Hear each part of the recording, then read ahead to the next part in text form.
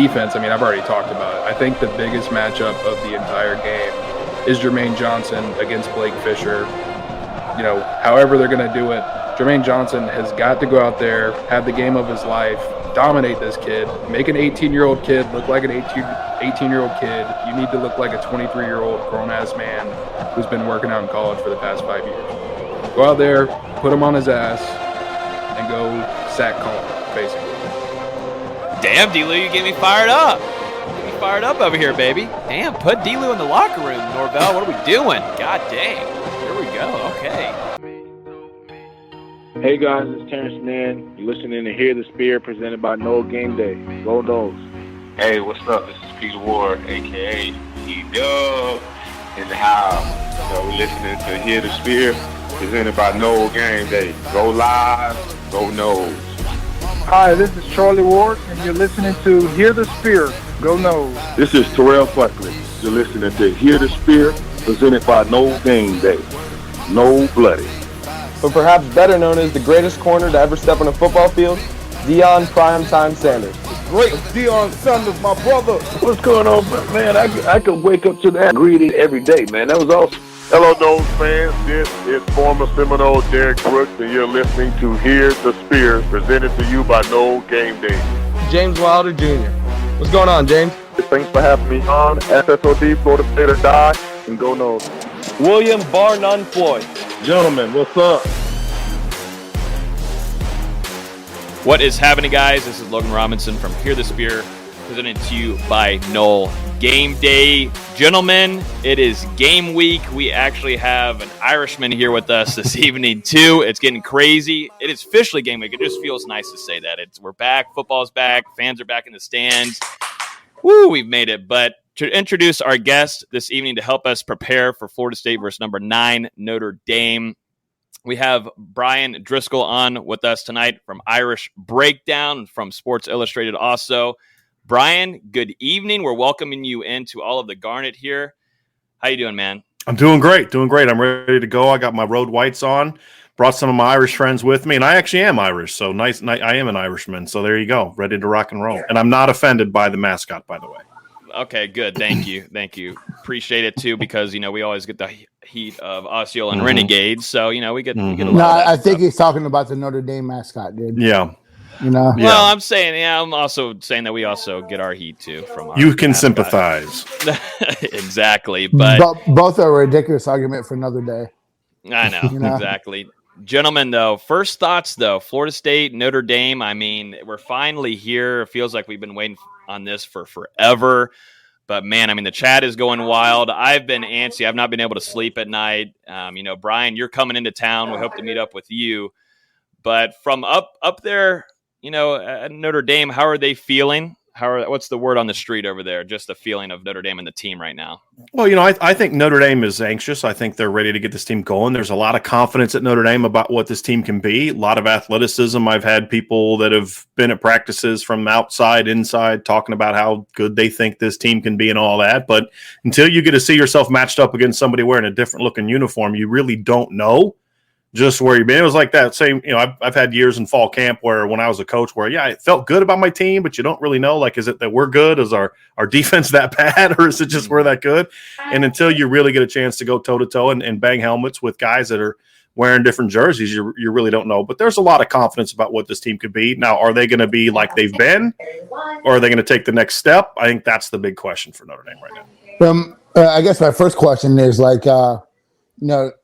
Notre Dame's been top 5 in consistency, the last 5 years. They've really stepped up under Brian Kelly, which hurts for me to say because I'm not a big fan of his.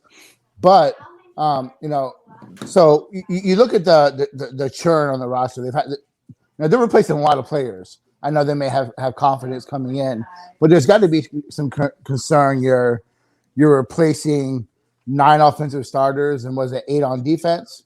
No, that's a misleading stat. No, okay. They lost 4 starters on the offensive line. Like they listed Brock Wright as a starting tight end last year. He's technically considered a lost starter.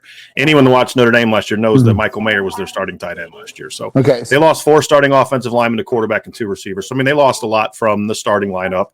Defensively, they lost 2 5 starters, I believe, from their defense last season. Now, they were good starters. A lot of those guys are in the NFL now, but yeah. So there's not a concern coming in starting a left tackle, true freshman left tackle.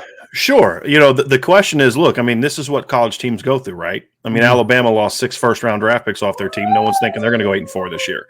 Notre Dame has been here before, and that's the difference between this version of the Notre Dame football program compared to what it was from 2010 to 2016. You just never knew what you were going to get from one year to the next. You know, you go 12-1 in 2012, which is sandwiched between an 8-5 and a 9-4 team. You know, you go to the Fiesta Bowl, you go 10-3, your 3 losses in 2015 are to top 5 teams. 2 of them came down to the wire.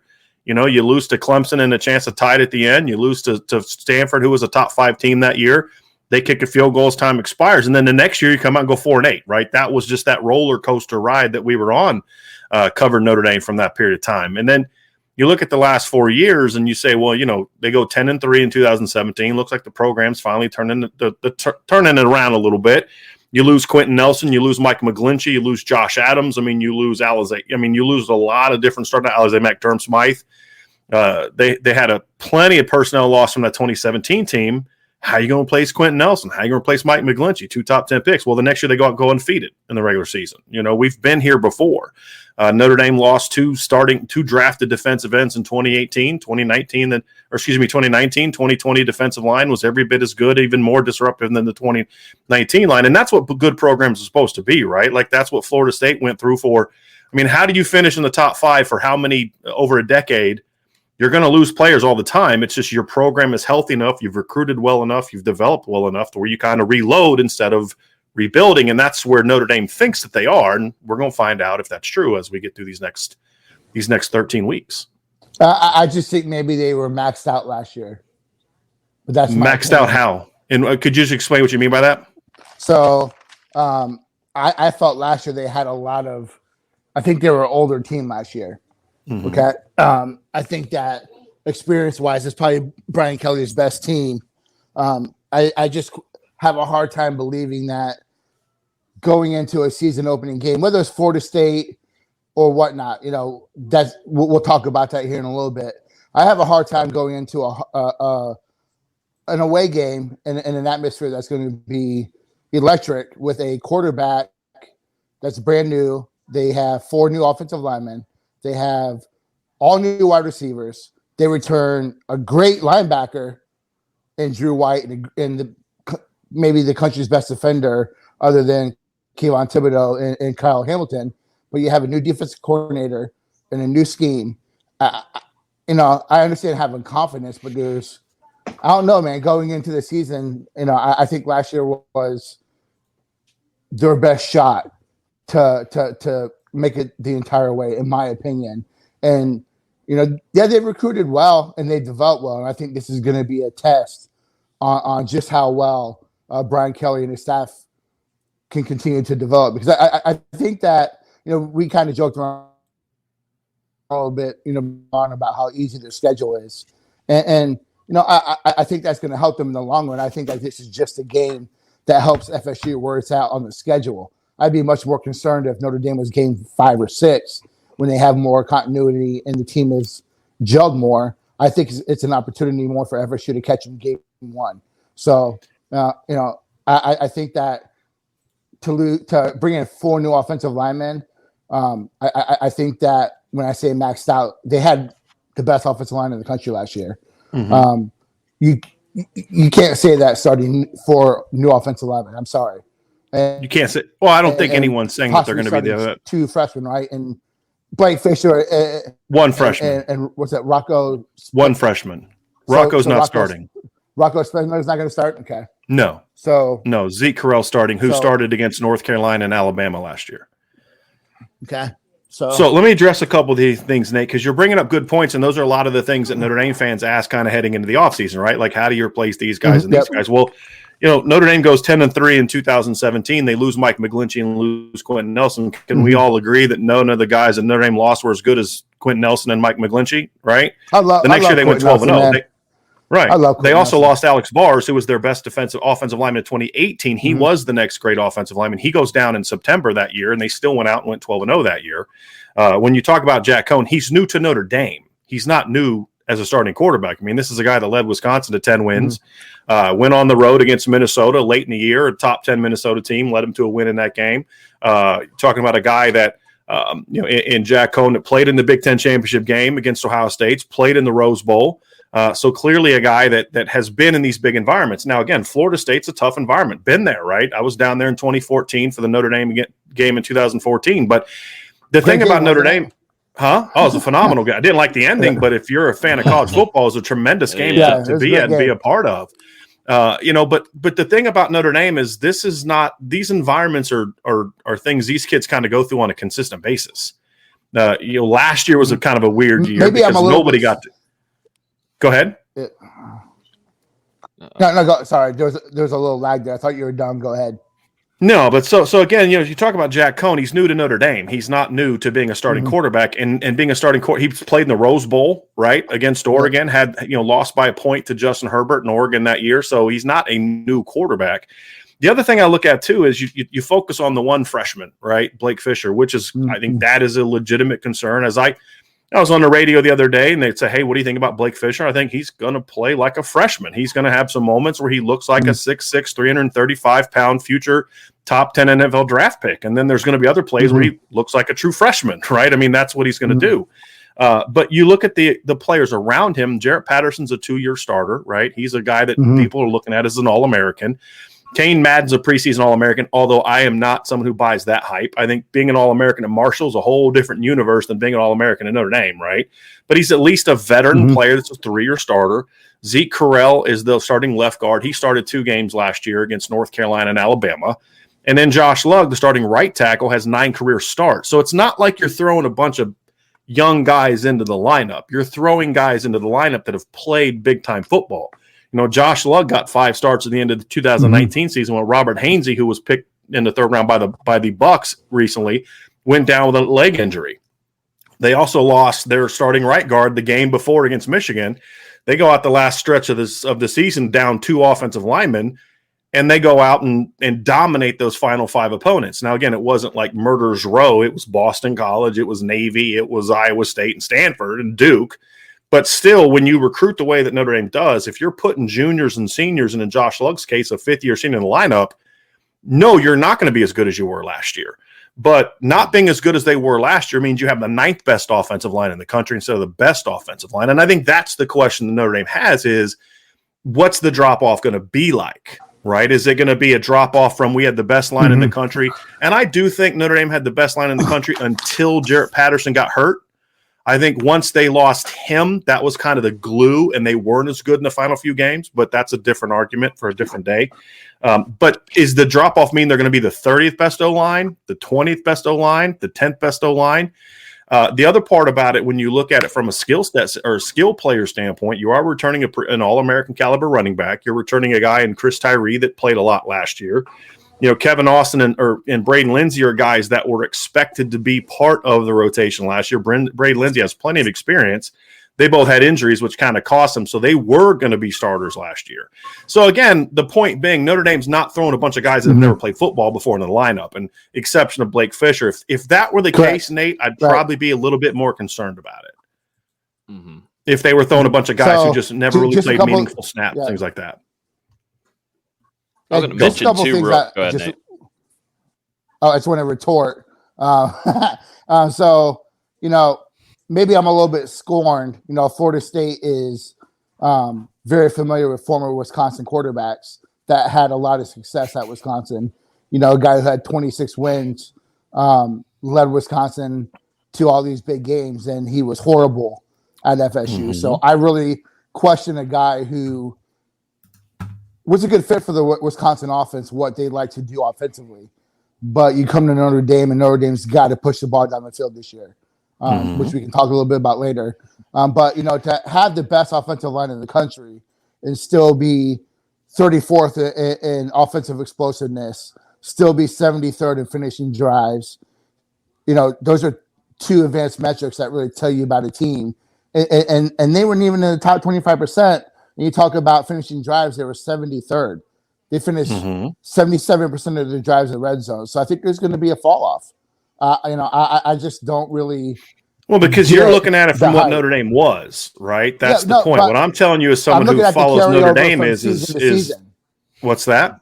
I'm looking at the carryover from one season to the next. I understand that, but what I'm trying to tell you, if you let me finish a point real quick, is you're looking at it for what Notre Dame was. What I'm trying to tell you is that the guys that were expected to be the top players for Notre Dame last year got injured in fall camp. They weren't going through last season with their full allotment of playmakers. So you look at Kevin Austin, you look at Braden Lindsey, and you look at Lawrence Keys. Those were expected to be their playmakers last year. Kevin Austin got hurt in July. Tried to come back middle of the season, played a couple games, caught a pass, and then broke his foot again. He was out for the year. Braden Lindsey got hurt. This was a guy that in 2019 averaged 23 yards a catch, 15 yards a carry on 13 carries. Last year, he averaged 9 yards a catch on 7 catches because he was hurt all year. Right? So, again, what I'm telling you is, you can believe it or not, is I'm pretty familiar with this program, and what they were last year was essentially – we have guys going down. Lawrence Keys got sick. He was out with COVID at one point in time, had another illness another point in time. They had a true freshman tight end. They basically said, we have the best line in the country, and we play a weak schedule, and we have a great defense. We're not going to give other teams a chance to beat us by doing these different things that they have done in the past. We're going to pound it. We're going to run the ball, and we're going to get W's. When Notre Dame did have to open it up, they were able to do that, right? You saw what they did early against Clemson. You saw what they did late against Clemson in the regular season game. When they had to stretch the field, they were good at it. I mean, they did it against Florida State last year. I mean, if you go back and watch that game, there were plays where Florida State was literally 9 guys within 4 yards of the line of scrimmage. One of Kyron Williams' long runs, he had to make Janarius Robinson miss in the backfield because there weren't enough guys to block him. Well, I don't think that's something to be proud about. I think everyone did that. Well, the point being that Notre Dame was able to stretch the field against them last year. Javon McKinley obviously beat Jarian Jones a couple times. He beat Asante Samuel a couple times. Notre Dame was able to make some of those big plays, and that was after Notre Dame hadn't played football in a month because of COVID. So you can look at for Notre Dame for what they were and just assume, well, that's the best they had. But what I'm telling you is they did that because that's what they had to do because of the guys that they had lost throughout the course of the season, which I think is a testament to just how good that line was last year, to your point, Nate, that they were able to carry the team despite all those injuries. There was one point in time where they went 2 weeks in fall camp where they had to convert a linebacker. I'm trying to remember who the other guy was, and a receiver to running back because they only had one running back that wasn't in the COVID protocols. Right now, the good thing about that is the one running back that was still there was Kyron Williams. He turned out to be okay, but he wasn't expected to be their starting running back last year. So again, you can talk about Alex Hornibrook, who like you said won some games at Wisconsin. I think wasn't he their quarterback the year they went 13-1, I believe. But if you look at Jack Cohn's numbers and you compare Jack Cohn's numbers to Hornibrook's numbers, and then you compare his game, you break down the all 22, and you say, you know what, this guy had a 5 percentage point completion between Russell Wilson and Jack Cohn. So from 2011 to 2019, there wasn't a quarterback that played at Wisconsin that was within 5 percentage points of Jack Cohn's 69.6 completion rate. There wasn't a single quarterback during that stretch that had as good of a QB rating as what Jack Cohn did. So you look at and you compare it to what the other quarterbacks did, it wasn't close. Jack Cohn had significantly better numbers. Then you dive into the film and you say, this is a guy that does throw with great anticipation. This guy does have a better arm than what Alex Hornibrook had. This guy does have the ability to throw the ball downfield. And so he fits this offense really well. Is he a future top 10 NFL draft pick? I'm not saying that, but he doesn't need to be. And I think he brings an element to this Notre Dame offense that honestly they lacked with Ian Book, which was the ability to throw the ball downfield. Ian Book was just not a guy that was going to throw the ball downfield. Jack Cohn is a more willing downfield passer when given that opportunity.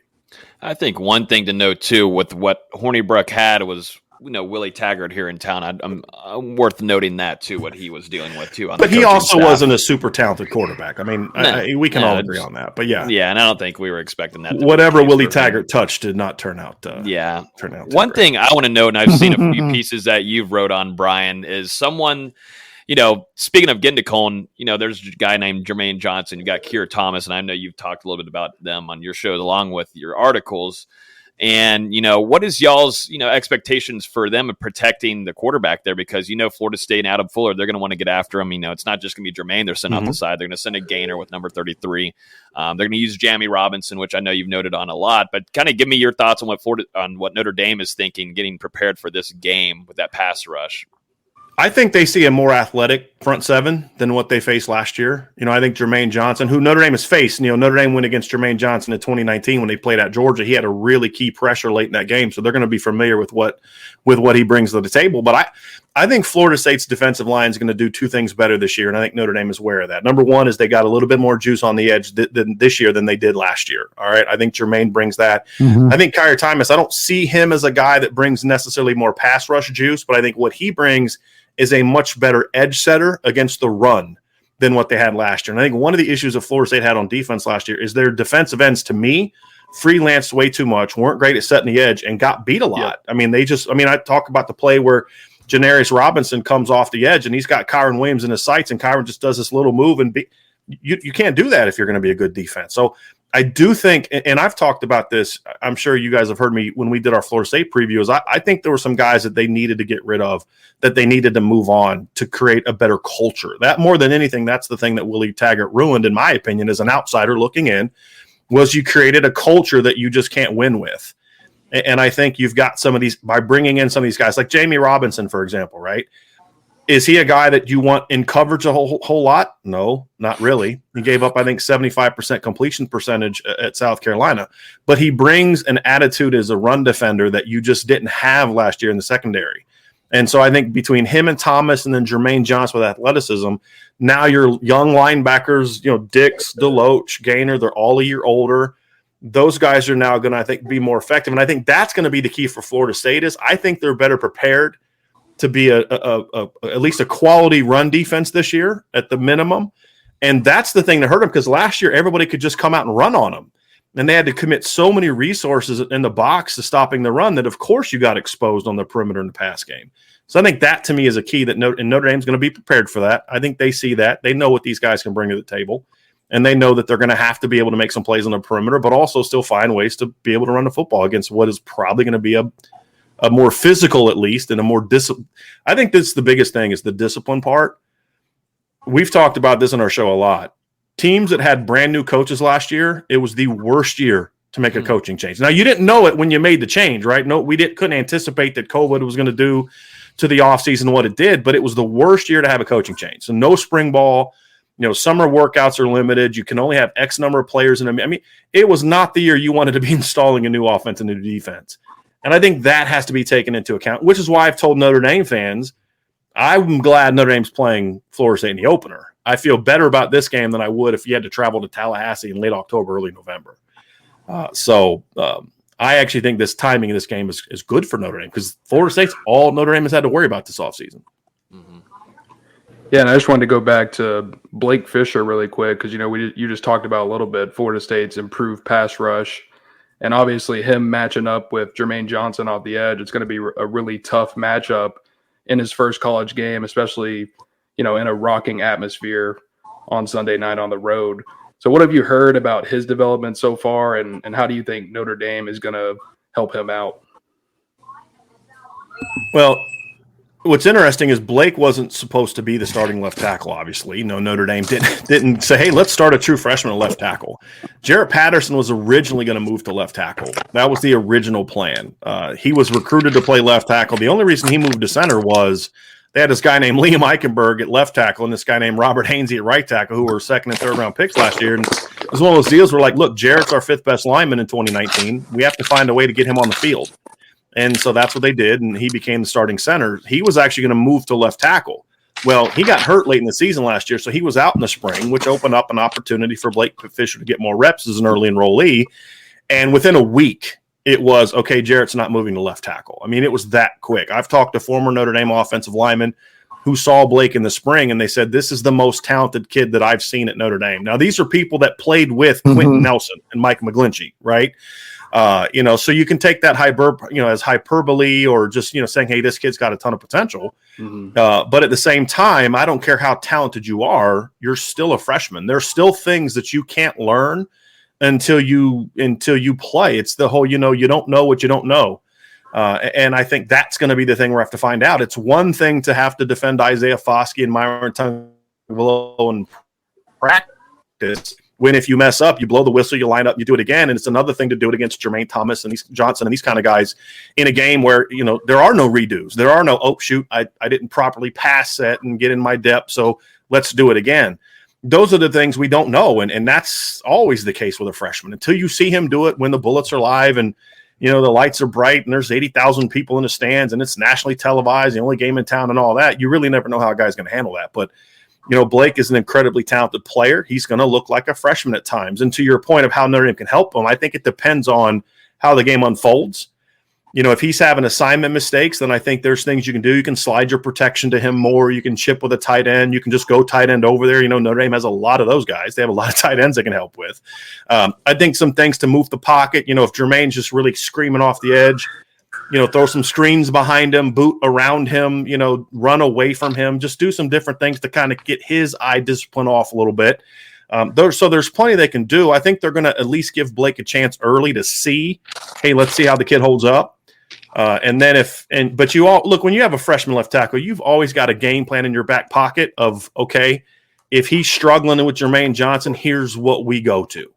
Every good offensive coordinator is going to do that. And I would imagine Tommy Rees will do the same thing. We've talked a lot about Notre Dame's offense. I want to talk about the defense a little bit. Obviously, you have Kyle Hamilton, like Nate mentioned earlier, probably the top 3 defensive player in the country. Great linebacker in Drew White. How are they preparing for Florida State's quarterbacks? Because while it's not been announced to start, if it's Jordan Travis, who had a pretty solid game last year, especially on the ground, or if it's Mackenzie Milton, how are they preparing for that, and how do they feel going against those quarterbacks? I think they realize that both of them are pretty good players, but the other thing is they both play the game a lot differently. Whereas Jordan is a runner that, can throw it. He's got to improve as a passer, but he can throw the ball over the top. You point to that you could point to that North Carolina game and say, that 8 for 19 wasn't overly impressive. But the 191 yards on 8 completions was pretty impressive.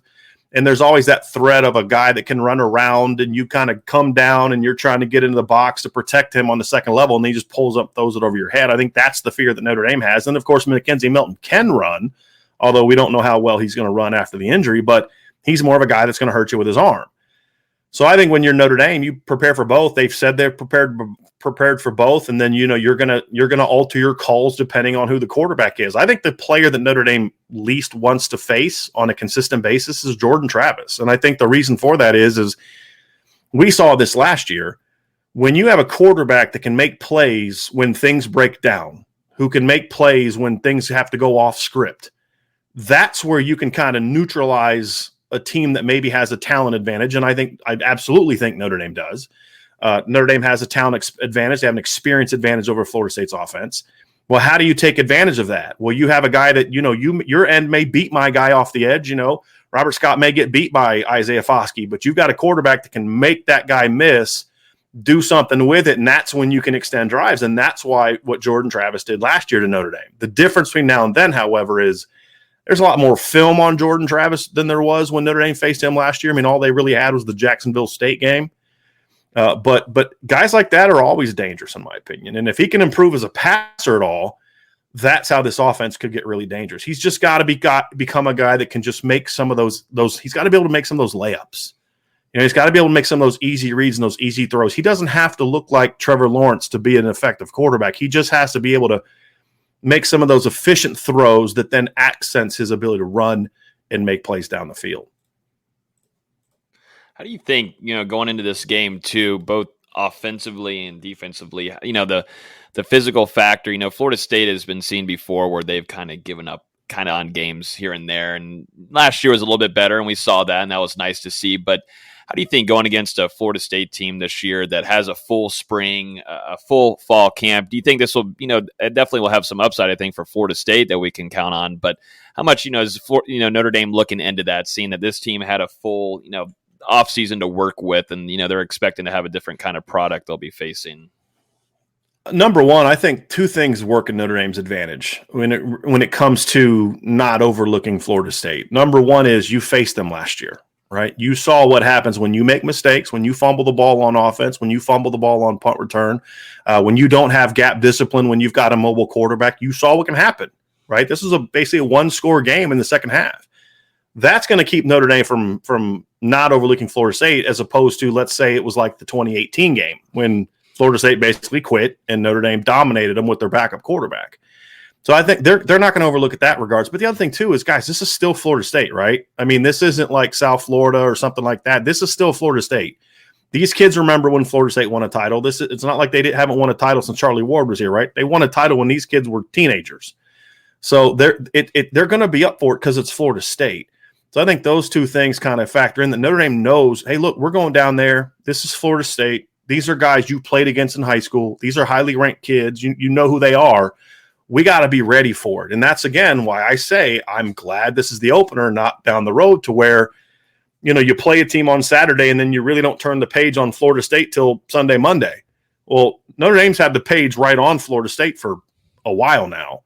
And I think that's something that's certainly going to benefit them. They're not going to overlook Florida State. That doesn't mean that Florida State's going to lose or win. I'm just saying that Notre Dame, they're going to have to earn this win because Notre Dame is certainly going to be prepared for them. They're not going to they're not. And who are they looking past, right? Oh, boy, you got to get ready for that big Toledo game next week. You know what I mean? Like, this is their early season test, right? They don't play another team like this until Wisconsin at the end of September. This is the game that Notre Dame has had circled on the calendar for quite a while. I do appreciate that, they had the old logo on the leg press machine. Oh yeah. And they had Jamie Robinson on there too on the leg press machine too. And Jamie commented back on his Instagram story saying it's not that deep, and then he said, "See you on September 5th." Yeah. So you talk about the playmakers. You talked about coming off injuries and all that kind of stuff, and you talk about Florida State's defense last year, and they're just flat out horrible. So. Talk to us a little bit more about what Notre Dame expects from wide receiver, because I think that's an interesting position. Brian Kelly's done pretty well there. And from my side as an FSU fan, who I follow recruiting, heavily, and a lot of these guys were blue chip, but just haven't done it yet. So I'm interested to see how they do it. And what does Notre Dame expect from these guys? Well, I think the biggest thing is they need them to be healthy. Mm-hmm. That's been the problem. I mean, we've seen Kevin Austin in practice just dominate. I mean, the Notre Dame corners that are now in the NFL. It's just been suspended in 2019, injured in 2020. He's caught one pass the last 2 years. The talent's there. It's like, hey, it's time to turn that talent into potential, right? Recruiting rankings, Kevin Austin being a top 100 recruit doesn't make you a great player. You've got to go create. When you look at Braden Lindsey, as I said, when Braden Lindsey has been healthy, he's been really good. Go watch the USC game in 2019 when that was still a good game, and he takes a reverse and outruns the entire defense for over 50 yards for a touchdown. He had a 72-yard touchdown reception against Navy. He had a 52-yard reception against New Mexico. He had a 60-yard jet sweep for a touchdown, 61-yard jet sweep against Boston College. This is a guy that's got home run speed. It's just, can you stay healthy or not? Mm-hmm. That's the thing is, like, when these guys have been on the field, Lawrence Keys in 2019, early in the year, Notre Dame had Michael Young was out, Braden Lindsey was out, Kevin Austin was out. Lawrence Keys steps up. He's got to start against Georgia. Makes a huge one-on-one play to set up a score. So these aren't guys that haven't been in the moment before. When they've had their chances and been healthy, they're guys that have played. The key now, Nate, as far as the expectation is, they got to stay healthy and they've got to be able to play consistent football. The reason I'm not as concerned about it is as long as they're healthy, they'll be fine. It's because receiver's one of those positions where I don't really care what your experience level is. A quarterback, experience matters. Offensive line, I think experience matters. Receiver, it's not. I mean, you just go look at Notre Dame in the past. Will Fuller has 6 catches as a freshman. The next year he goes out and catches 76 passes. Golden Tate catches 6 passes as a freshman. Next year he goes out and has over 1,000 yards on 58 catches. Miles Boykin in his first 3 years at Notre Dame catches 18 balls in 3 years combined. Like a third of those came in the LSU game at the end of the 2017 season and the only reason he played then is because they had like 3 receivers that were hurt, and then he comes out the next year, balls out, and he becomes a third-round pick in 1 year.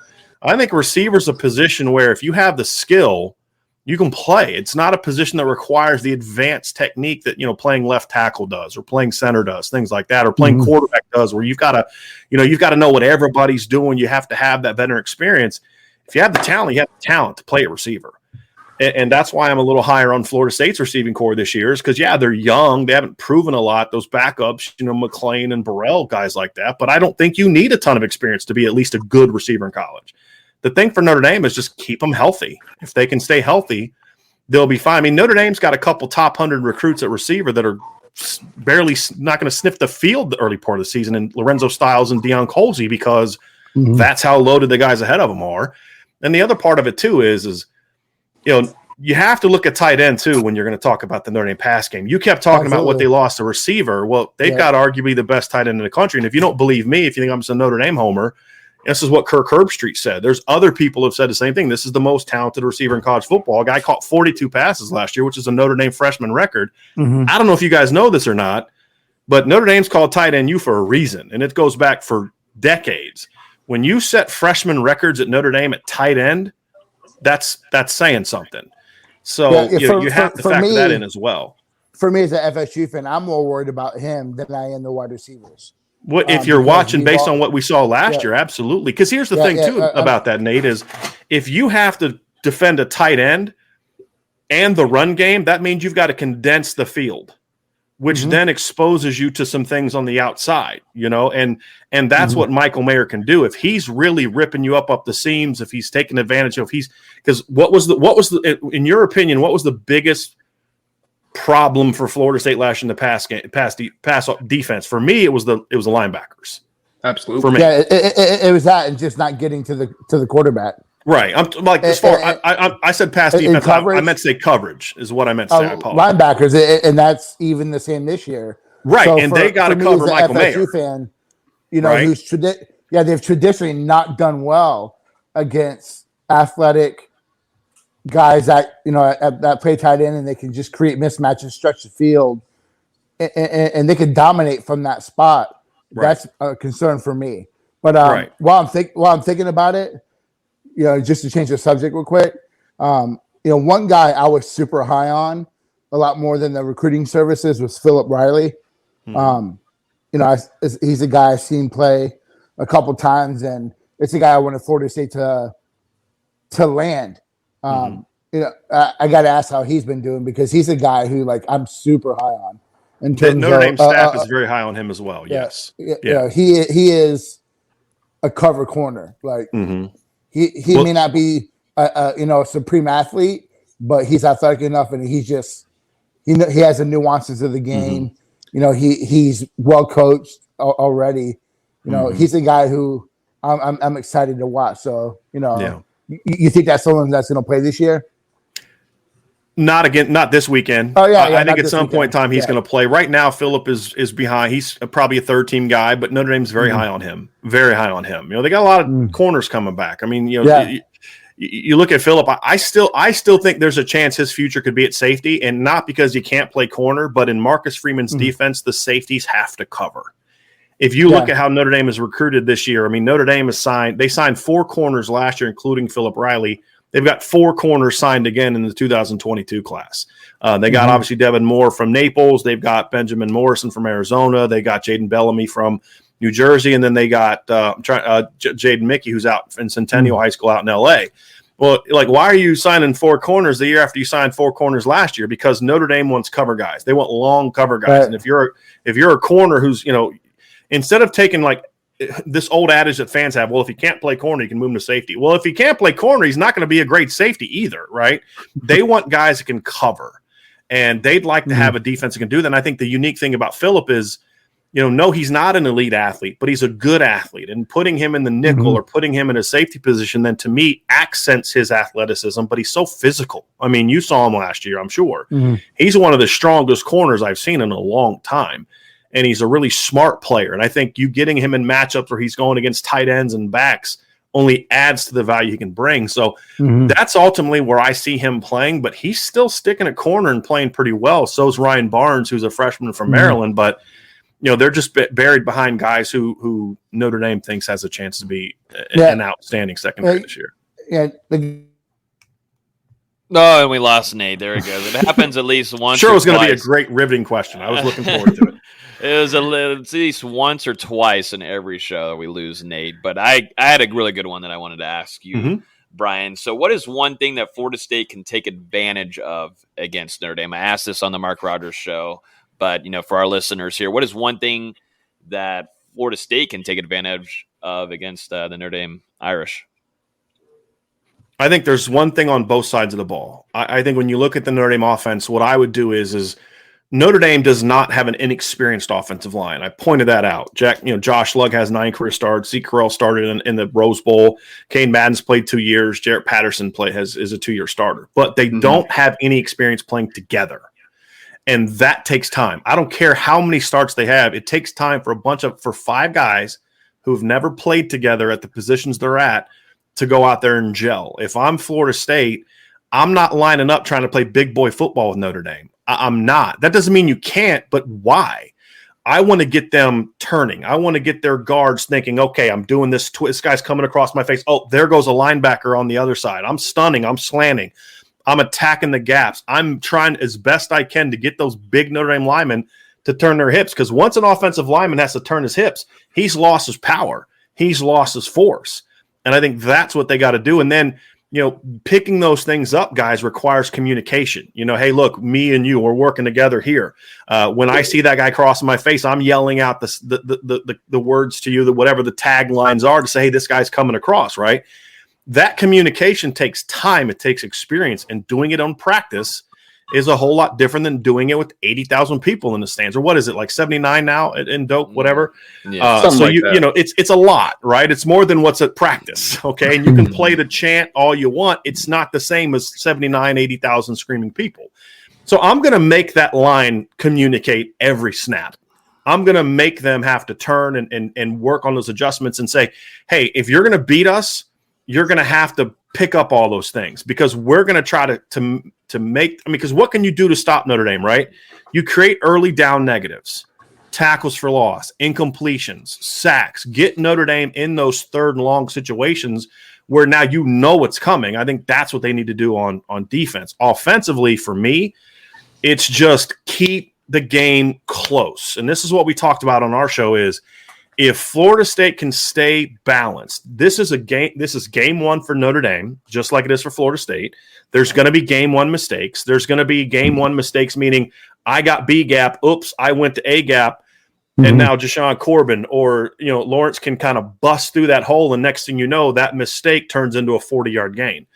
If Florida State can keep this game competitive and make it a 7 to 10 point game, then you can stay balanced. That's where those big plays can open up. What Notre Dame wants to do is jump on Florida State early and get them out of that balance. Because if this becomes a game where Florida State's got to throw the ball all day to beat Notre Dame, they're going to beat Notre Dame. And it probably won't be close. If they can stay balanced, then they have a chance to me, rip off those big plays that they're going to need. They're going to need turnovers, and they're going to need big plays on offense to keep it close. And again, you look at Florida State last year. This is also something we talked about on our show.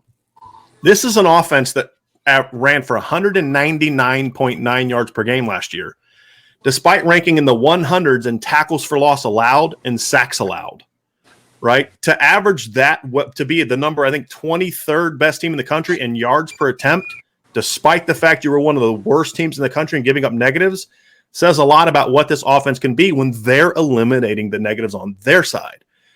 And so I think that's the thing that you have to try to do is you got to be able to keep hammering that nail, because eventually someone's going to make a mistake, and that mistake can turn into a big play. But if you're down 20 and you can keep running it all you want because you don't have enough game, there's not enough time on the clock for you to come back from 20, just keep running the football.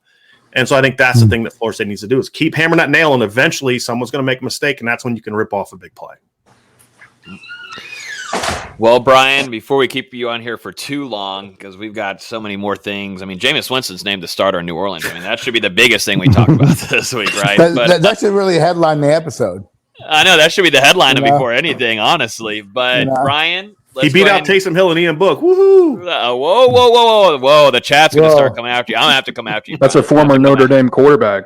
Yeah. You haven't listened to my channel the last 3 years about Ian Book, have you? No, you haven't. That's not an impressive feat, guys. I'm sorry.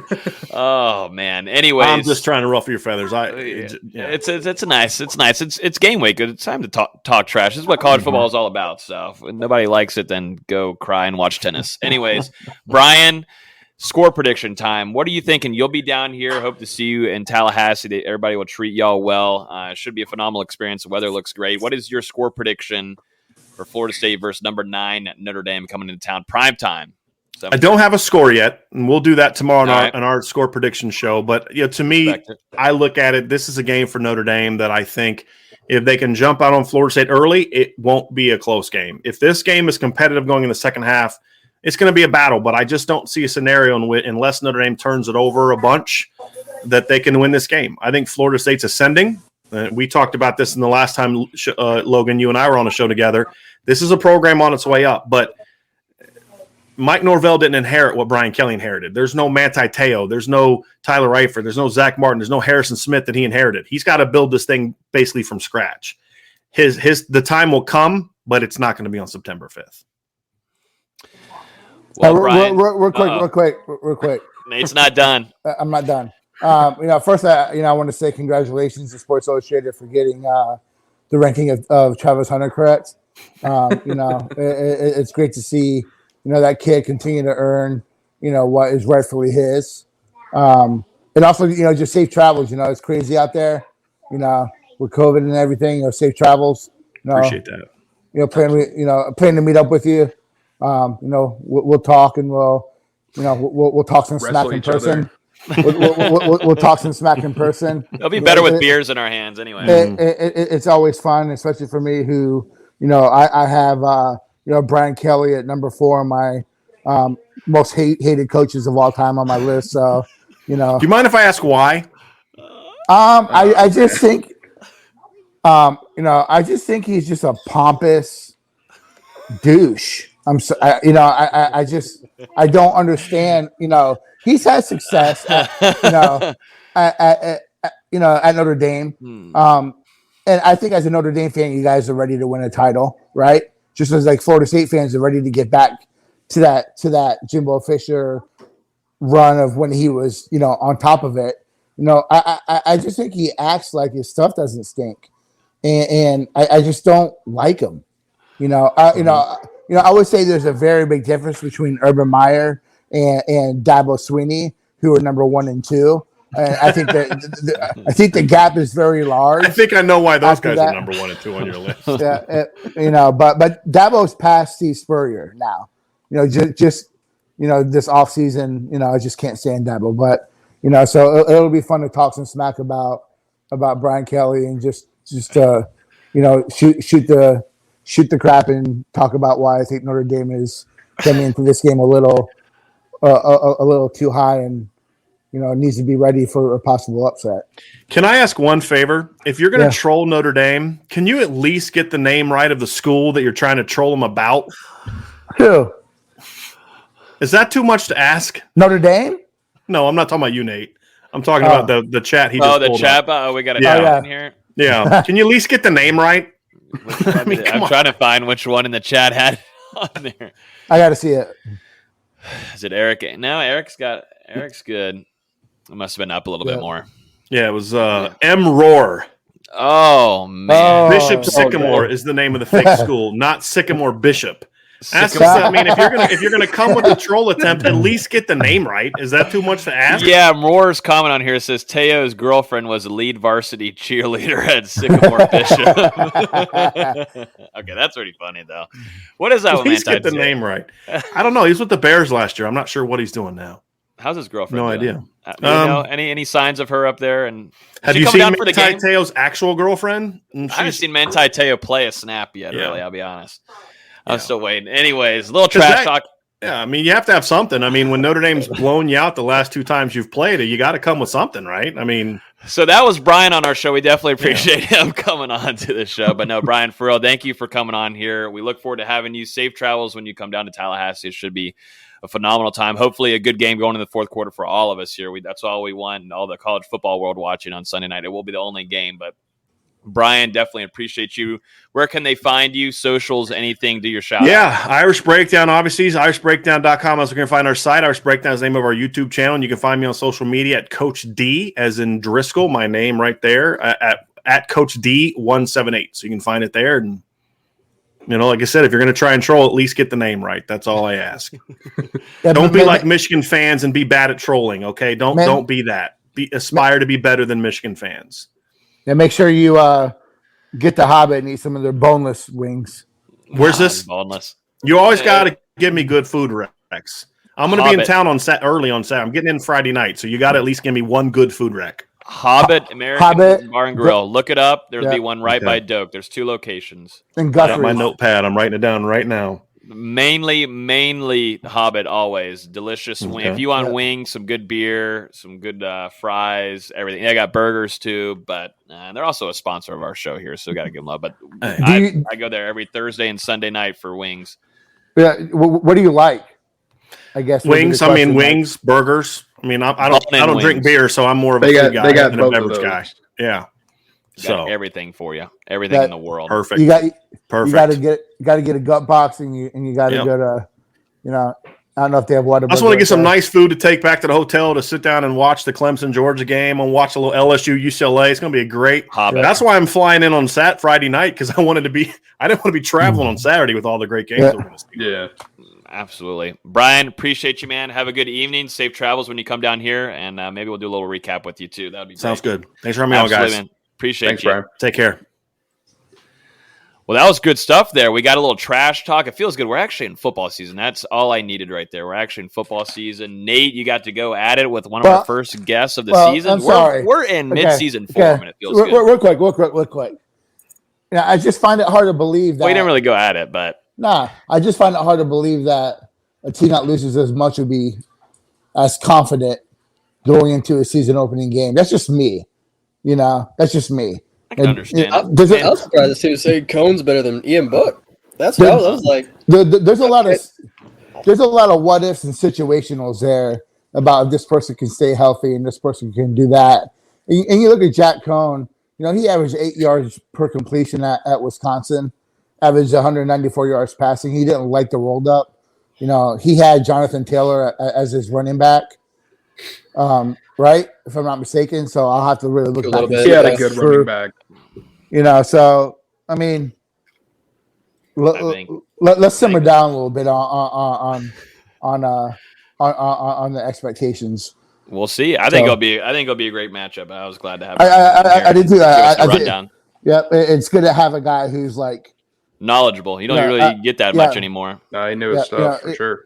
It's good for it's something we should do throughout the season is have these guys on that can really preview the team and give us a window into what's been going on in the camp and in the fall season, because that's what really tells you. You can read all these preseason mags that come out in June. Like Athlon Sports has Dylan Gibbons as a backup for Notre Dame. So it's really like the here and now that's good to kind of get a real shot of what's going on. So absolutely. Before we jump into quick hitters of the week, gentlemen, let's go ahead and talk about Proud 90 best polos. I'll be wearing them actually this weekend when I go into College Town. I wore it at work. I've never had so many people talk about it. They feel great. They're awesome. They look good. They're great for tournament wears. If you're just going out there to shoot the stuff with some of your friends, they feel amazing. I love wearing them. I've already worn both of mine too many times now. I need to wash them. Actually, that's something I need to do. But they're stretchy. They're extremely light too, and I think a lot of fans here, Florida State fans, it's actually ran and operated by 2 former Noles too. So make sure you guys go show them some love. Proud90.com. I'll put the little banner up here for you guys. We also have a code for you guys to use, NGD20. That's NGD20 for 20% off at proud90.com. Phenomenal. They feel amazing, and they're awesome with us. We definitely appreciate their support, and go show them some love. Awesome polos. So like I said, I got to piggyback off of you real quick. Like I wore mine out, and it's hot as hell down here in Florida, and I say pretty cool. Like, you wear some dry fit polos, you still feel kind of hot and uncomfortable. It stayed pretty cool. So yeah, I definitely. No. They feel amazing. So definitely go show some love to those guys. Help us, also help them, and then they're definitely ready for the game this upcoming weekend. So proud90.com, use code NG20. Gentlemen, let's get into some quick hitters before we end off the show with our little game preview and score predictions. So number one, let's get it off. Here we go. Jameis Winston has officially been named the starter in New Orleans. Much deserved. We talked about it and covered his competition through it all down there in New Orleans. But man, oh man, he is now the named starter. He had a phenomenal game, his last one where he started the game, had 2 touchdowns, threw some bombs too. I mean, he looked like he was in control of the game as the Journal. And, we talked about it on here. That wasn't going to be a competition, in my opinion, with Taysom Hill. But, that's just how it goes. Sean Payton, time to unblock me. You've blocked me. You blocked me last year when I tweeted you 86 times. Yes, I counted. I tweeted him 86 times to start Jameis Winston. He liked one of my tweets, and then he blocked me the next 5 minutes later. Sean Payton unblocked me. But, gentlemen, Jameis starting in New Orleans. And he'll be starting against he'll be playing against Aaron Rodgers in Jacksonville to start off the season. Yeah, I think, we talked about this quarterback battle a lot, and we all pretty much thought that Jameis was going to end up winning it over Taysom Hill. But, that said, it was definitely more of a competition than I expected. And, whether that's because of Sean Payton liking Taysom Hill or whatever his fascination is with him, I don't really understand it. But once Jameis came out in that second preseason game and started out 9 out of 10, threw 2 touchdowns, and then Taysom Hill came in and the offense just went to a stop. He was getting sacked, missing passes. It was obvious who the starter was going to be. Yeah, especially when Taysom threw that, I guess it was a pass over the middle that went 6 yards. Then it wasn't within 30 feet of anybody. Yes, I'm serious, Noah. Yes, no, I'm very serious. What's your question? And he said that Nate is a bot. You're a bot, Nate. I don't know. Is that Noah Niederdouche? Is that how you say his last name? Noah Niederdouche? I think it might be. He said, what's FSU's record the past 3 seasons? Anyways, go back to Jameis talk. I didn't mean to even bring that up. It's trolling. But go back, Austin. I was done with my point, but okay. It was good to see him and Marcus Callaway had a really good connection. Didn't that seem familiar to Kelvin Benjamin with him wearing one and he got the really dreads? Familiar. Yeah, that's exactly what I was thinking watching the highlights. But I think Callaway had 6 catches? He was killing it. Just James kept feeding him, especially that one-handed touchdown for the second one. Yep, exactly. So I think he's in the best shape he's been in probably maybe in his entire career. Definitely since 2013. By far. I think he's even better. I think he looked great in the preseason. I think they had to give Taysom Hill a shot because they're paying him, $13 million a year. So that you got to explain that contract, which was questionable when they signed that. Taysom Hill is what he is. He's an offensive weapon that you can use in a multitude of ways. He's just not a quarterback. And I think a motivated Jameis in a system offensively that with Sean Payton, who's had a ton of success, I'm interested to see. I still don't think that Jameis, he had brain farts and, played like a young quarterback at times, but I don't think he was a main issue in Tampa. I'll sit and argue that for days because of just the investments Tampa's made since he's left. But, that it's a little bit of a team in transition. Michael Thomas's out for 6 weeks. They're going to be really heavily dependent on Alvin Kamara. I'm interested to see the tight ends. Jameis likes the tight end. Going to be an interesting season for him. I really wish him a lot of success. I would love to see him just do very well and shut up some of his critics. I like his windup more too. In college, it's really elongated. Yep. Got a really low stride. It's compact now. It gets the ball out quicker. And last year, the few times he threw, I thought it was too compact. Mm-hmm. It looked like it was too tight, but it looks so much more free. It looks so much more free this year. I think he's gonna have a really good season. Yeah, comeback player of the year. Derwin. Does this count? I would say Derwin's. Oh, I don't know if it counts or not. It might not count. I don't know how it counts. As long as Derwin stays healthy, he's going to be in the running for All Pro. I really just think that. Between McCaffrey and Derwin, there's a long list of guys that'll be in the Pass Back Player of the Year or Comeback Player of the Year.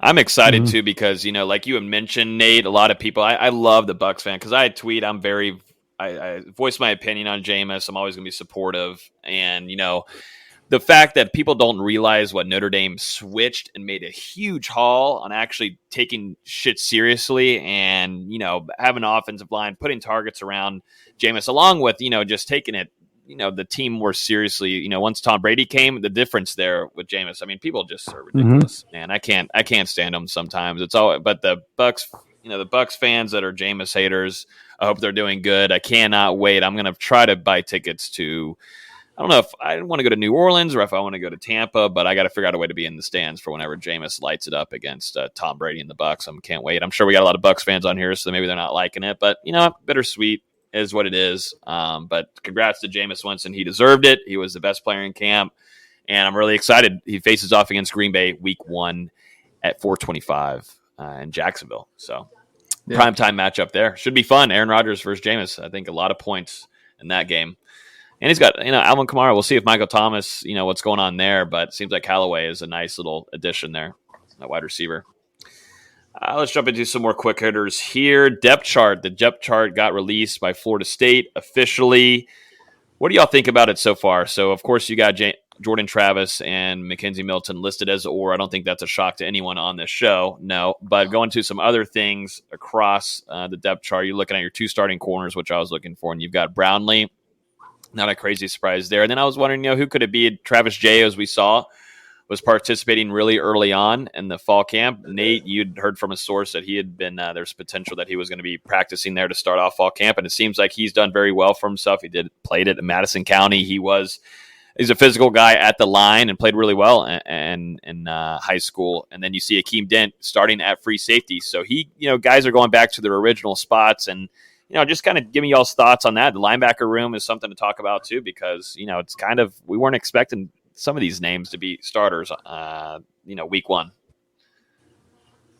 Yeah, I think probably, just to start off the linebacker room, maybe a bit of a surprise to see DJ Lundy and Kalen DeLoach get named starters instead of Steven Diggs Jr.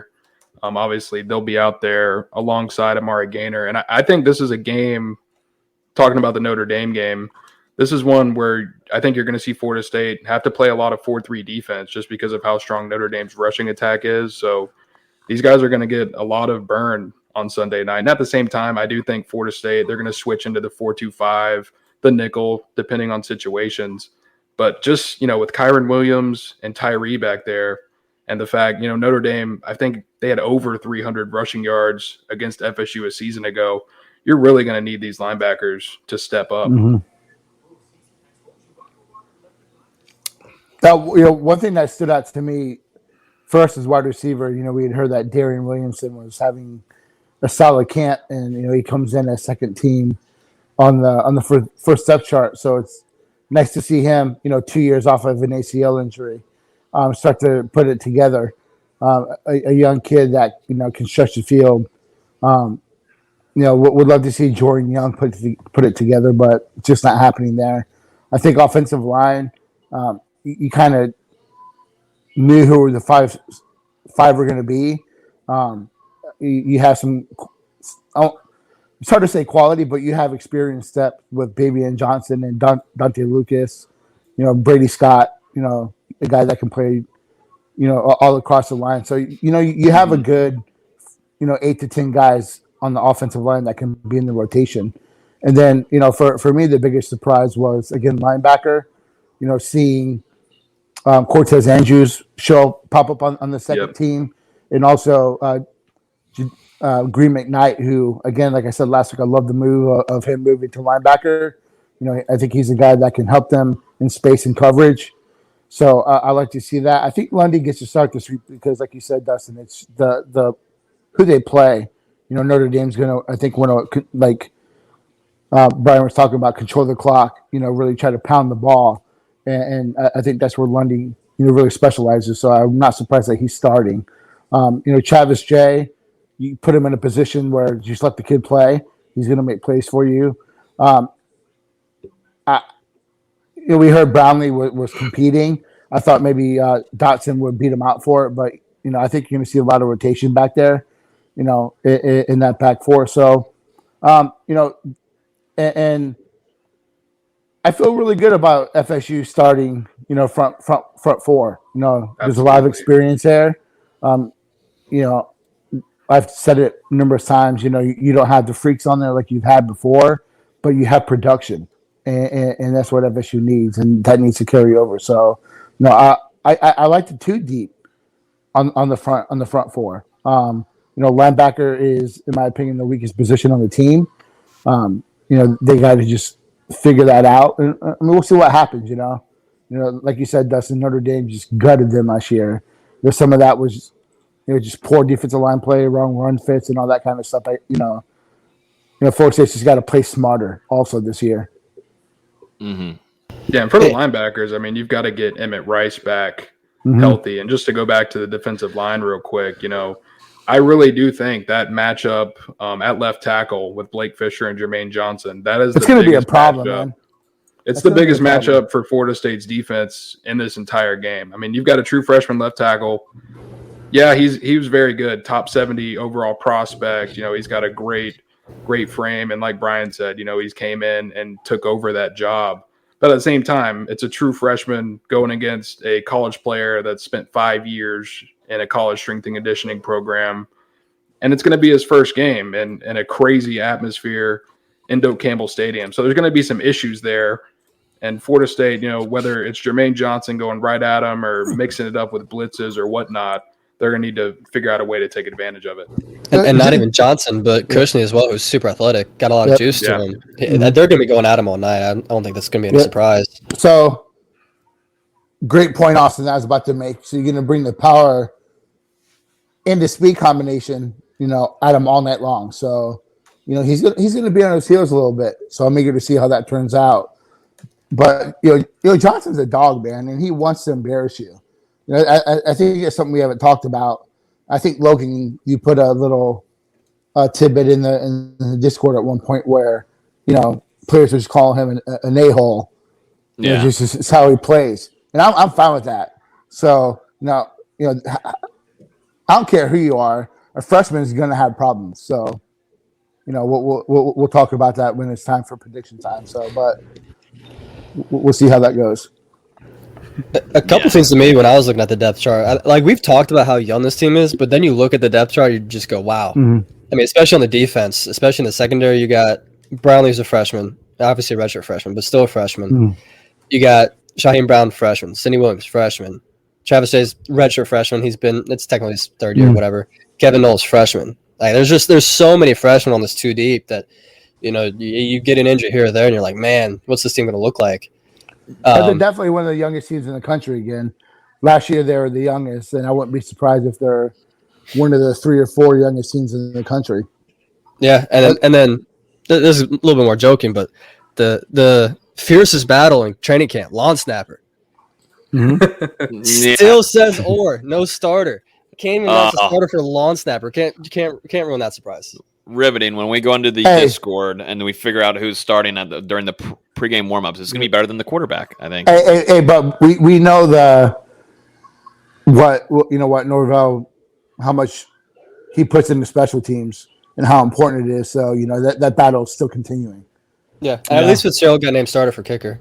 Yep.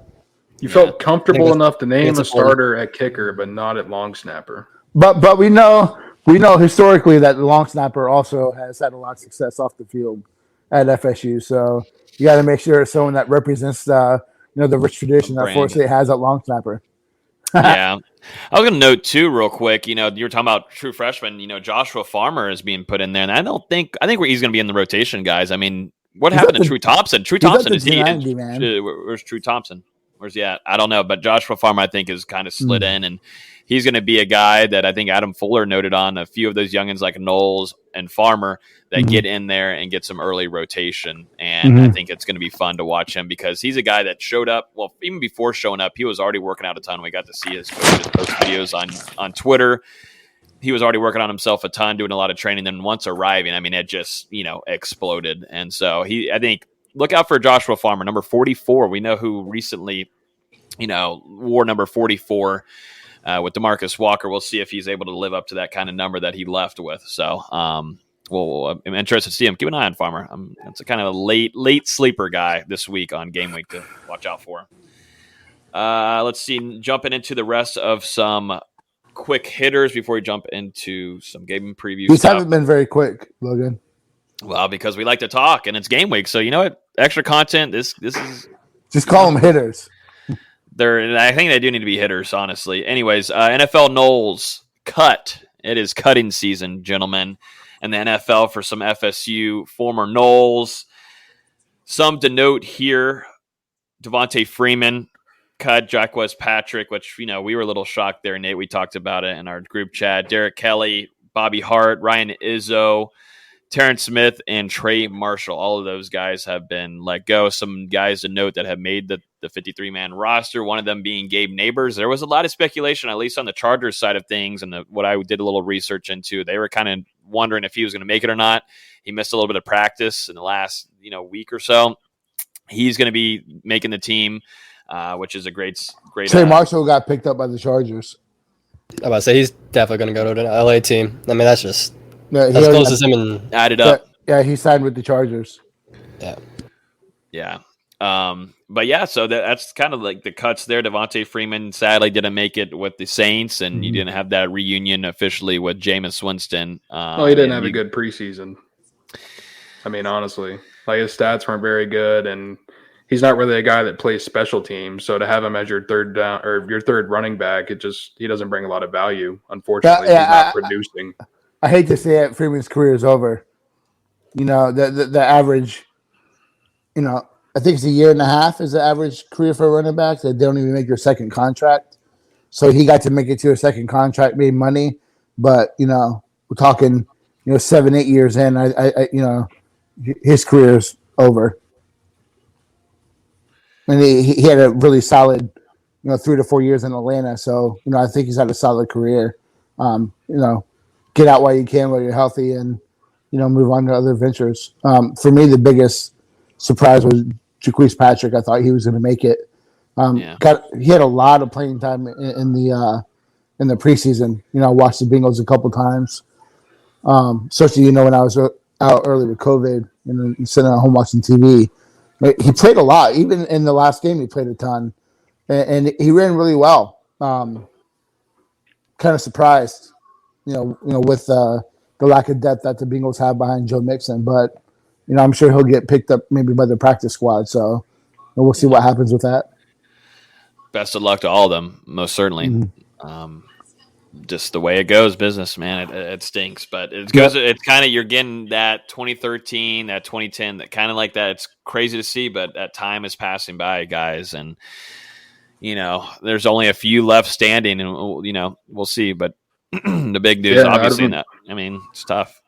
I don't know if it's correct, but I was looking at the Seminoles.com page, to see the FSU football players currently in the NFL. And if the numbers are right, after these cuts in Florida State, they now have less than 30 active players in the NFL, which when is the last time that happened?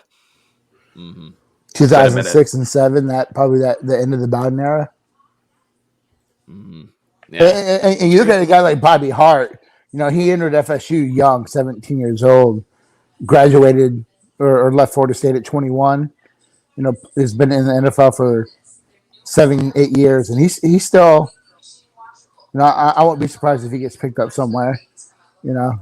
Still has. He started over 60 games, which is something that kind of surprised me. I mean, he's played a ton in the NFL. I won't be surprised if he gets picked up, but like you said, that's just indicative of the end of the Jimbo Fisher era into the the first years of Taggart. So it just tells you the sheer recruiting misses that changed the trajectory of the program. Yeah.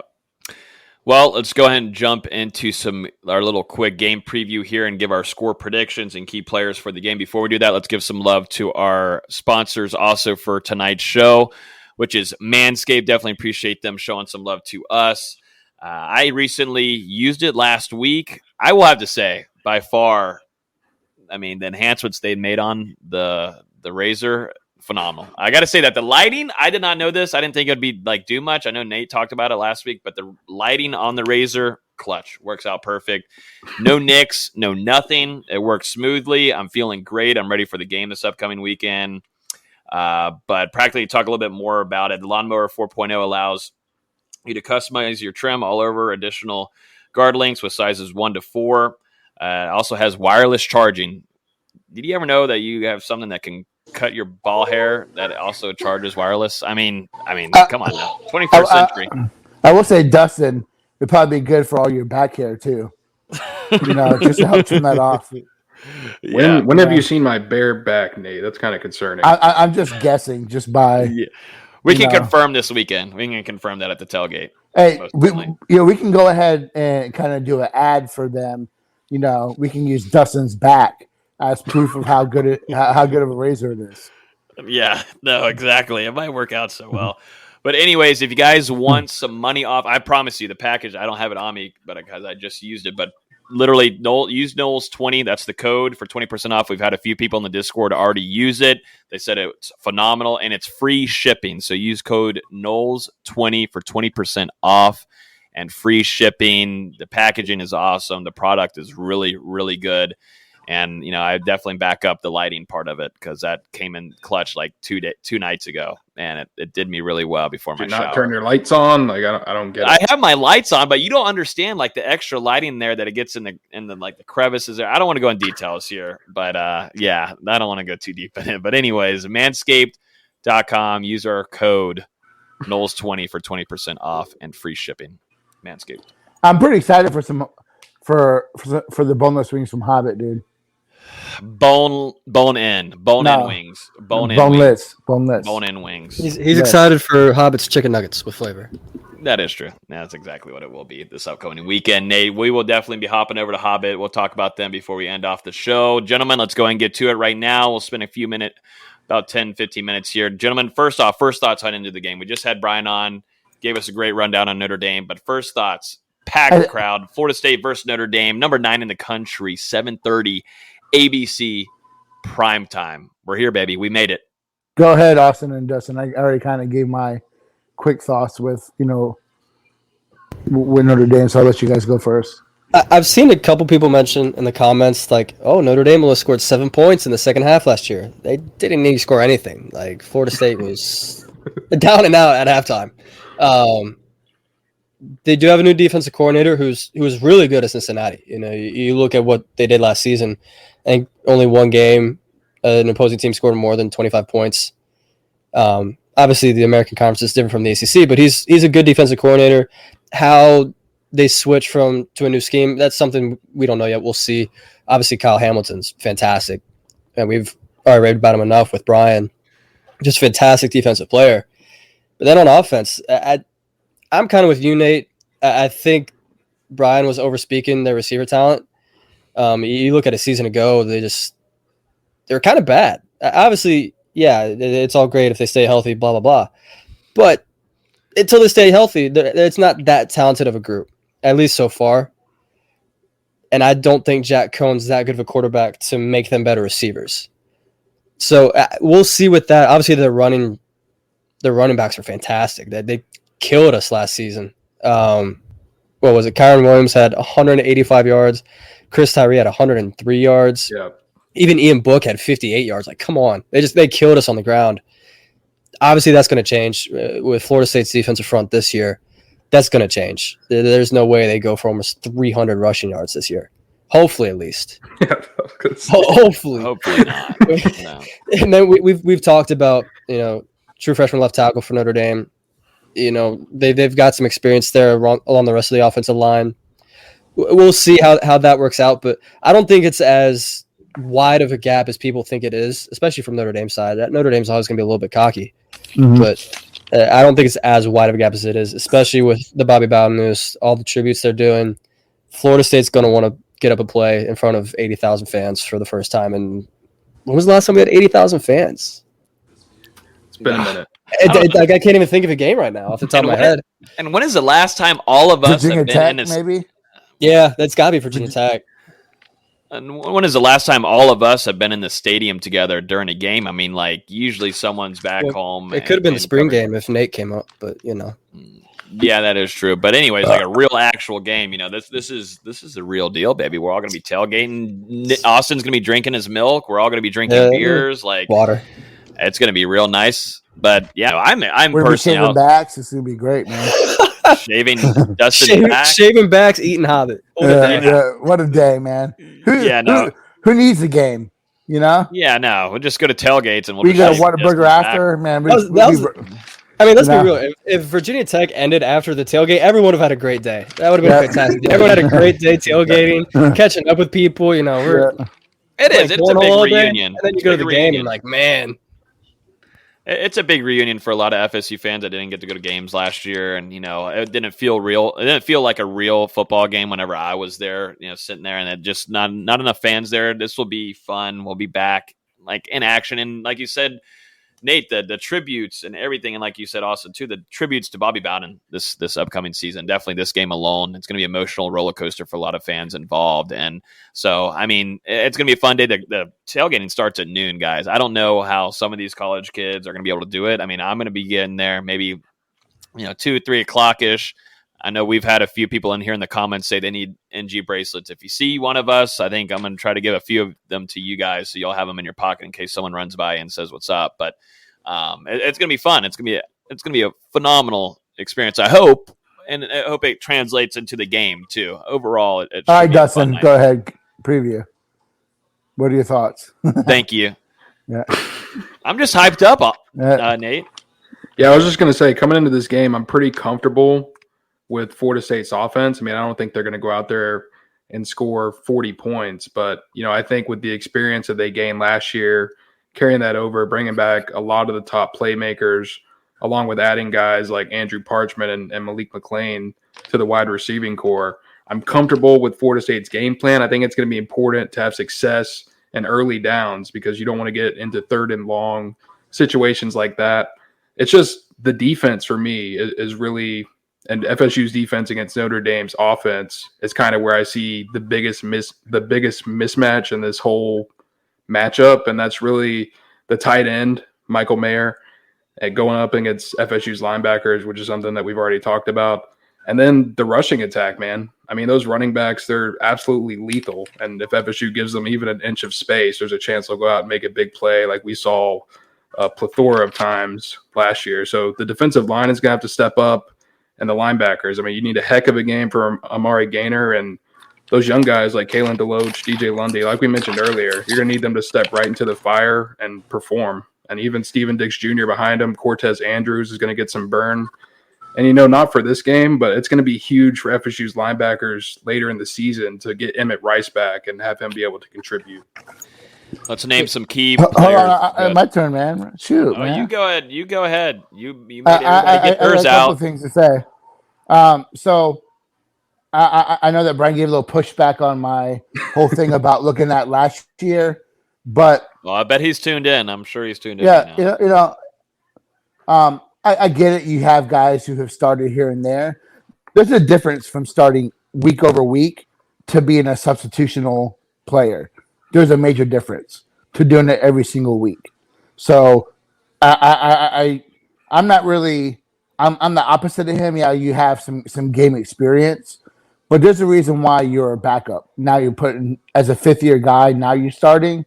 There's a reason why. Yeah, granted that they've done a great job at that position, but I really truly think that you start 4 new offensive linemen, you're gonna have continuity issues. You have a new quarterback, you're gonna have issues. You have wide receivers like Austin. I agree. I'm not big on. Yeah, they were. That's what I was trying to get at when I asked them about the wide receivers. Yeah, they were highly recruited, but they haven't produced.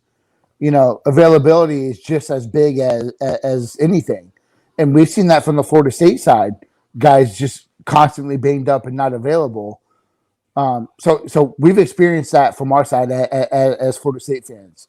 And I'm looking at it that way too. That, you're replacing a lot. And I have a hard time just thinking that I think Notre Dame's preseason ranking is based off what they've done the past few years. this is a test for them, despite what Florida State's been the past couple of years. I do agree with him that Florida State is, trending up and all that kind of stuff, but this is a test, and I don't think Notre Dame is as well set as he thinks. But on the flip side, I agree with Dustin that this game comes down to a few things for me is, getting after the passer. But the linebackers, man, they got to step up and play. They got to cover the tight end. They got to have the right run fit. They got to tackle. They got to just play better, play smart football. So that's going to be what happens. What dictates this game is can Florida State not allow Notre Dame to play ball control, eat the clock, and just put it down your throat. So we'll and get 3 or more sacks. Yeah, jumping in real quick before you score predictions. One key player on offense and defense. Everybody make their pick one, and it can be the same as someone else, but for one key player FSU. On offense. Yep, for FSU on offense and defense. I'll go Jordan Travis. And I say that because it's looking more and more like he's going to be the starter. Can he consistently push the ball down the field? Like Bryan said, hit those gimmies. Can he be a consistent passer to open up those running lanes? Because he is lethal as a runner, and you got to keep that defense on their heels. So I will go Jordan Travis, and on defense, I'm going to go Amari Gaynor. I think it's time for him to put it all together. He has the athleticism, he has the experience. He's a leader of that group, a leader of that defense. He needs to have a big game for Florida State to come out victorious. Real quick before I get to mine, we haven't talked about Jack Cohn missing half of last season with a foot injury. Yeah, he had to miss the second half of the season with a foot surgery. He hasn't played in a year and a half. Yeah, so how does he look? All of these quarterbacks have injury questions. How does that look? Anyways, I just want to mention that real quick. Yeah. For me on offense, it's going to be one of the receivers, whether it's Parchment or McLean or Ontario Wilson. One of those receivers has to step up. This passing attack has to be more vertical. It has to be more explosive. Mm-hmm. Whoever it is, one of them has to step up. I'm not going to name a specific name. Just one of them has to step up. Then on defense, kind of vague as well. I'm sorry. Whoever's guarding Mayer, their tight end, whether they want to put Brownlee on him from the slot, whether it's one of the linebackers like DJ Lundy, whether it's Green McKnight as a second option. One of those guys is going to have to guard him and really, really keep him contained. Obviously, you're not going to stop a guy that talented, especially a guy that broke freshman records at Notre Dame. That's impressive. But someone's got to contain him. Someone's got to keep him from, beating us over the middle like every tight end has ever done. But that's what I'm watching out for as far as players. Yeah, and I kind of agree with you, Austin. On offense, you're going to need a guy like Andrew Parchment to go out there and create some big plays downfield. To win this game, Florida State's going to have to take some shots, and they're going to have to connect on them. And with Parchment coming in now as a grad transfer, he's your best big play threat in the season opener. And, it seems like the last couple of weeks he's really started to come on for Florida State and become more consistent each and every day. I just want to see if that carries over into Sunday night. And defense, I've already talked about it. I think the biggest matchup of the entire game is Jermaine Johnson against Blake Fisher. However they're going to do it, Jermaine Johnson has got to go out there, have the game of his life, dominate this kid, make an 18-year-old kid look like an 18-year-old kid. You need to look like a 23-year-old grown-ass man who's been working out in college for the past 5 years. Go out there, put him on his ass, and go sack Cone, basically. Damn, D-Lou, you get me fired up. Get me fired up over here, baby. Damn, put D-Lou in the locker room, Norvell. What are we doing? God dang. Here we go. Okay. For me, I'm going to go with, hey, Nate, it's nice to be on the same side, baby. The same side of the fence with Jordan Travis, isn't it? It's so nice to be here together and arm in arm. I can't wait for Sunday night. But anyways, Jordan Travis, I think Notre Dame, like Bryan said, they're going to be prepared for him. They saw what he did last year. They saw what he did throughout the season last year. They have film on him. They're going to want to contain him. So they're going to know what to do there with him. The thing with him, though, he's got to be able to throw the ball. Got to get the ball down the field. And from what we've heard, we hear all the optimism that he is getting. He's improved as a passer. There's not a lot of takeaways. He's staying more comfortable in the pocket. That's going to be the biggest thing, I think, on offense for as a player to pick. Defensive, go ahead. They've also gotten better play at wide receiver in general. Yeah, I think so. I think so too. So. And I think so too. Also, and I think Malik McLean, you're going to see number 11 out there, maybe second or third snap. Anyways, going on to defensively, this one's kind of toss up between linebacker play and defensive end. I do think covering tight end, that's going to be a huge problem that Florida State's going to have to handle. I'm still going with Jermaine Johnson. It's got to be a big game. This is why he came to Florida State. He wants this playing time. He wants to be on national television like this. He wants to play, and he has the advantage. He has the experience over everyone almost in this room at Florida State and who he'll be competing against. You can't lose to a teenager like this on a Sunday night primetime matchup. That's just not going to be the case coming from SEC. No bueno. You've got to get after him and cause havoc after the quarterback and get him off his rhythm. But that Florida State has got to be ready. And if I couldn't name a player for a game, my coach to look at is Adam Fuller. What we saw last year was bad. That's just to say it nice and PG here. We've got to see something on Sunday night where first quarter, Colin's thinking about, why did he do this? Why did he come and play for Notre Dame? I'm sorry. I want his neck. I need to see the neck obliterated. Whoa. Well, no, not obliterated neck, but Well, great. Now Nate's going to say something where it's going to be even worse than what I said. Now, I'm sorry, but if the defense looks like last year, Fuller should just walk off the field, drop his headset, and give I'm so sorry, I'm out of here. We can't even give him Hobbit before he leaves. He's just if the defense looks like last year, he's not making it through 4 games. Like, there's no way. No. So let's. Are y'all ready? Are we all ready for a little bit of score predictions to finish off the show? Let's do it, man. Let's do it. Let's do it. Florida State, first number 9, Notre Dame. Here we go. Primetime matchup, first. ABC. Nate wants to go first. He's got his booklet that he's written down all day. Mm-hmm. So what do you got? Months. It could be months. Let's not forget that Coach Norvell is very familiar with this defensive coordinator. I think he's faced him twice and he's dominated him. So there's some familiarity with what this guy's going to want to do on defense. So this isn't a defensive coordinator that the Florida State coaches aren't familiar with. So that's something that I think no one's really discussed. I look at this team. I really think this is a very winnable game.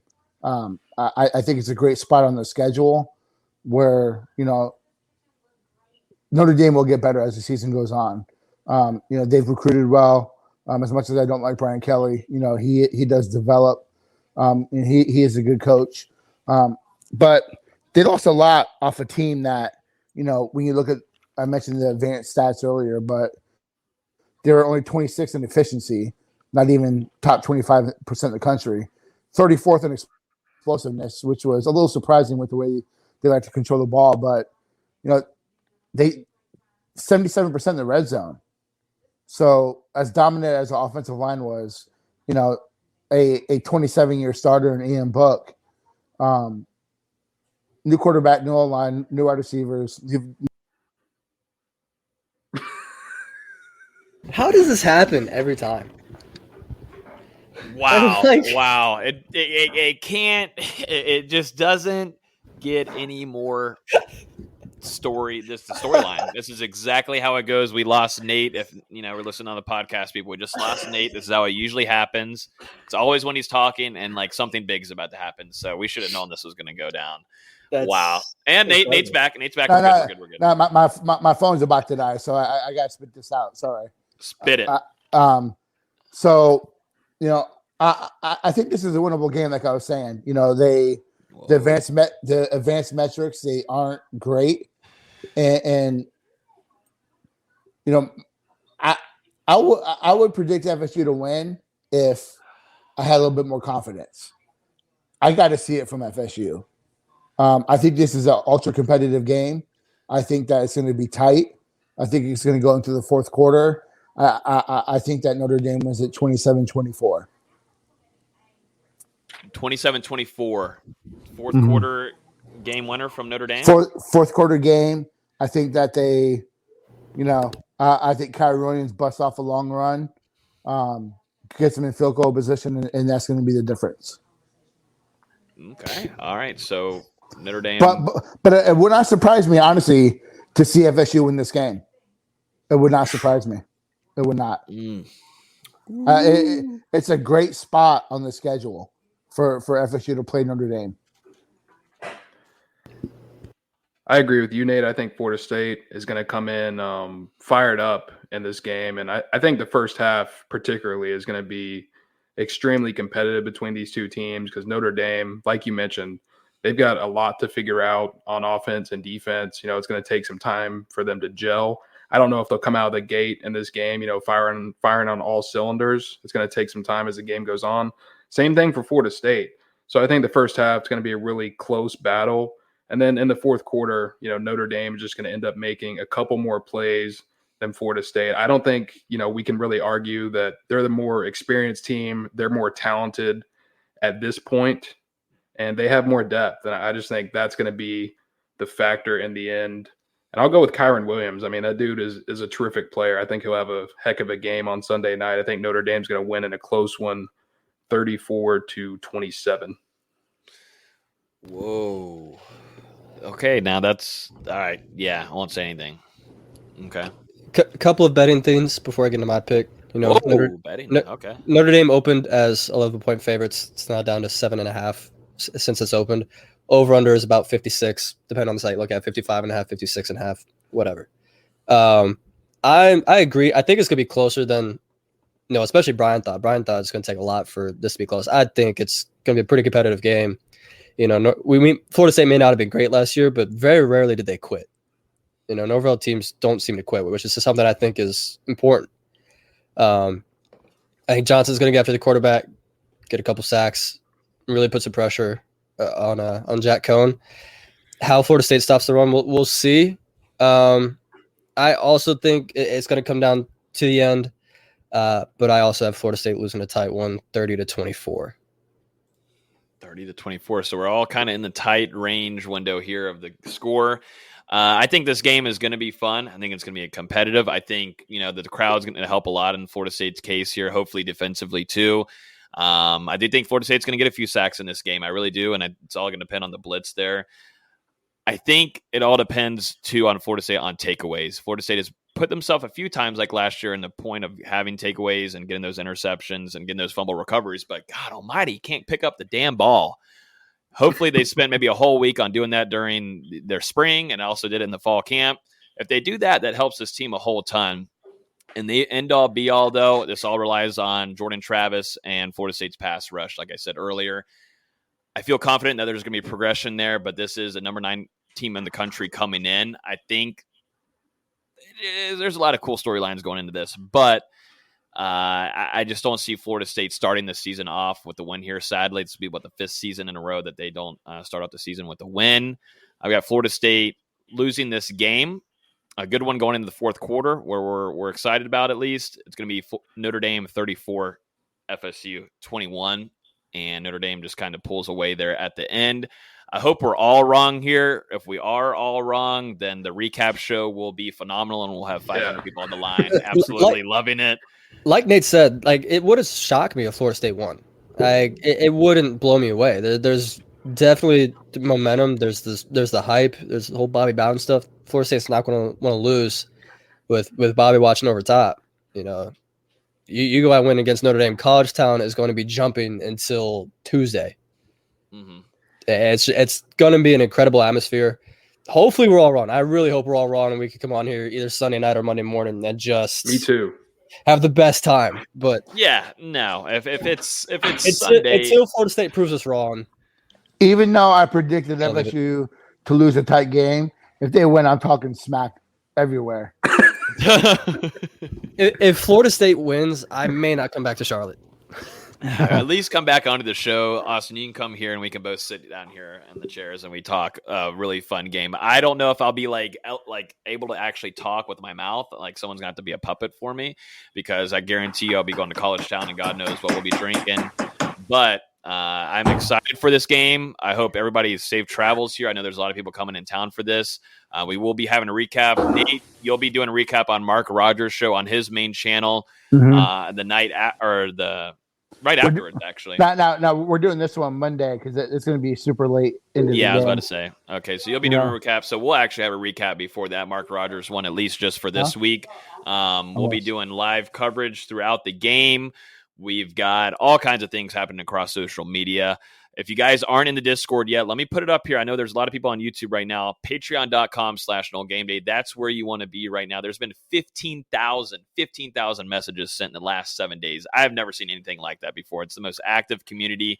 Join today, only $2.99 a month. Dustin, Austin, and Nate, along with other of our staff members, are giving nuggets, inside scoop. I'll actually be in the stands giving you live coverage from my voice inside the Discord, telling you who's taking starting warm-ups, everything, what the vibe is looking like, everything. It's going to be absolutely crazy. I've got an extra battery pack I'm bringing with me. The coverage this year is nuts. I'm just too hyped. I'm just talking nonstop. But shout out to the Hobbit, our friends over there. Go there this weekend. Hobbit American Grill, the best wings you're going to find. The garnet and gold wing sauce, absolutely amazing, delicious. So make sure you guys go check out Hobbit. They're amazing.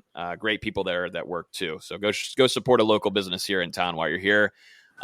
Anything more, gentlemen? We've made it. We're here. Hey, I just say, hey, for all those listening and watching, if you pass by me on Sunday, see what's up, man. It's good to put faces, with names and everything. So, I'll be around when to meet some of y'all, and I'm excited to get up to Tallahassee. It's been a while for me. I shouldn't go to games in person, just because I don't do very well. No show. I wonder why. So but hey, I gotta go to this. I gotta go to this one. So we'll see. Yeah, like Nate said, if you see any of us around Tallahassee, we'll be happy to say hello. Last time when I was there for the spring game, it was just so cool being at Four Rivers. Stuff like, hey, you guys are on that podcast, right? Just come say what's up. Love to, like Nate said, love to put names to faces and faces to names. Logan will have wristbands, hopefully, to give to us. Oh yeah. And I got Austin set up to do recruit interviews, so it's gonna be great. Still not gonna happen, unfortunately. As much as Nate wants it to happen, it's just not gonna happen. Before the year's over, Austin, you're doing one. I will bet whatever amount of money you want to do that I will not do a football recruiting interview by the time the year is over. I will. Whatever. Just name the number. We'll discuss that off the podcast. Name the number. There's been a few people on here asking where to tailgate that. We do not have a tailgate named yet. I don't think we will be, just because I feel like it would be bombarded. I think for the Miami game, it's just a early notice. I think for the Notre Dame game or Miami game, my bad. Miami game, there could be something set in the works there. But if you do see us, like Nate said, come say what's up to us, for real. Come say hi. Dustin, last thoughts on that offseason, saying goodbye to the offseason. This is it. We won't miss you. It was unless fun. Florida State doesn't start the season well, then we will want you to come back. Mm-hmm. That was a lot of fun. We'll talk to you in 2 weeks off season. We'll make a verdict then. I thought it was a fun offseason. Thank you to a ton. Like Austin said, hearing people come and tell us that they listen to our show in person like that, it's really cool and it means the world to us. So definitely, if you do see us, we'll be all around campus and tailgating. So come say hey to us. Don't be shy at all. I got a wristband for you. Everybody, safe travels. Enjoy the game. It's officially game week. Florida State versus number 9. Notre Dame comes into town. The Fighting Irish. It's prime time, 7:30 p.m. Peace, and we'll talk to you later. Look here. Is this the right place? I don't know, but God dog it looked like it. Let me see. Is this right, baby? Hey, you with the C-section and no kids. It's going down? I know how we can get in because I know Jock. It's going down? I know young Jock. Is it going down? It's going down. Need a beat. Here we go again. Bad Boy South. Ghettoville, USA. Block Entertainment. You know I go by the name Nitty, right? I gotta introduce y'all another member of my squad, right? This man. Go by the name of Jock. Young Jock. He resides in College Park, right? But for right now, what we gotta do for y'all, what we gonna do? We gotta give y'all a hit. Damn near every day. Ask a million questions like Jock, where you stay? Tell them College Park, where the chop cars. Hit 20 grand, spend a grand at the bar. Just as about his own. J's on my feet, I'm on that Patron. So get like me. 69 Cutlass with the bucket seats. Beat in my trunk, bought it just for the freaks. Catch me in the hood.